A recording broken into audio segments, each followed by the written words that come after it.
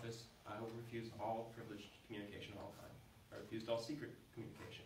If I know something in the office of Secretary of State, you will know it immediately. There will be no secrets between the government and the people. This is something that any candidate can do. Any candidate can make this promise. Every candidate should. Every candidate that you see this year, from now on, I would appreciate it if you ask them, what are you going to do to make sure that I know what's going on in my government? Because secret deals are no part of the government. The government's ours. If there's a secret, it's not of the government, it's not of the people, it has no business being there. Now, why this is incredibly important to the Secretary of State is that if you look at the Kentucky Constitution, you will find that there's nothing in there about the Secretary of State running the State Board of Elections. That's a legislative decision, and when the legislature changed their mind recently, that's appropriate. That's the legislature's choice. There's nothing in there about them running the Kentucky Land Office. What is in there is that the Kentucky Secretary of State will keep a fair copy of all official acts of the governor.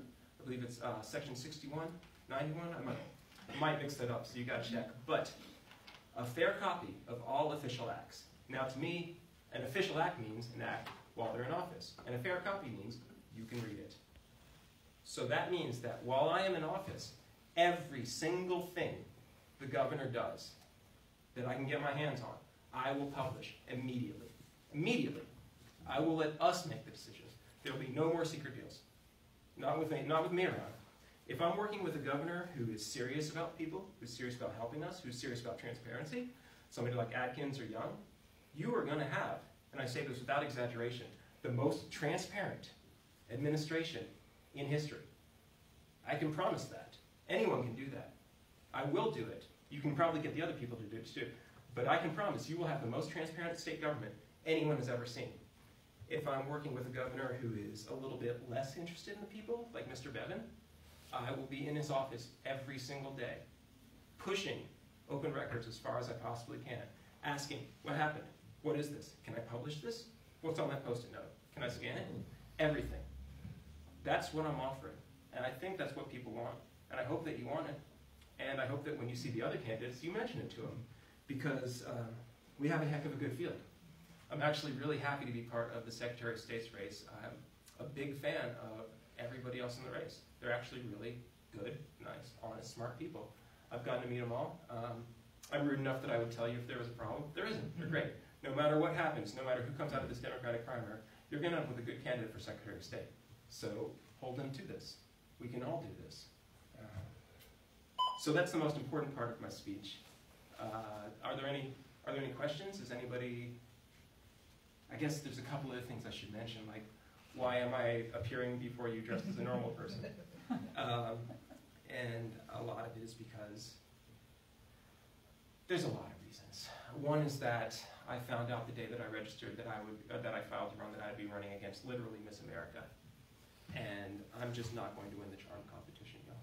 So I decided to just go out there and be myself as fast as I could, you know. And another reason is that if you want money out of politics, this is what money out of politics looks like. If you want someone like you in office, vote for someone like you.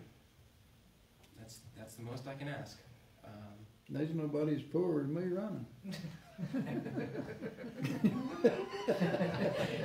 If that thing wasn't on, I'd challenge you, sir. I have two very young children. They eat a lot.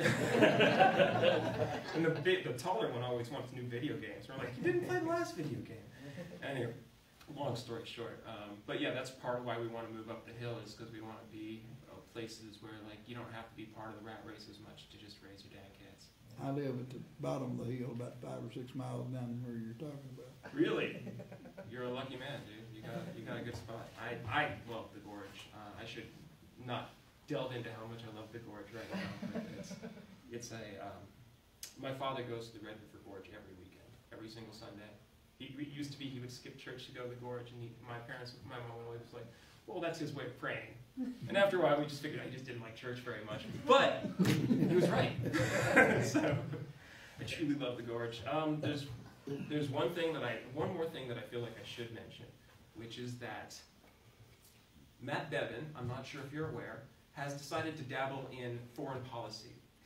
Did you hear about this last year or a couple months ago? He decided that anybody who was part of the BDS movement, which is a movement to get Israel to behave a little bit more rationally towards Palestine, anyone who is part of the BDS movement will no longer receive state contracts from the state of Kentucky. He has made us take sides in a fight on the other side of the world. Well, as far as I know, foreign policy is the Secretary of State's department. and that's not my foreign policy. And I feel that that is hideously wrong.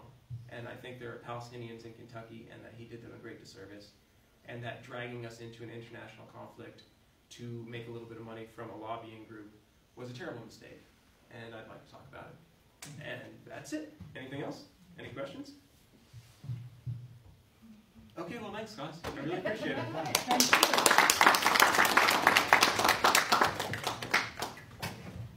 Next we have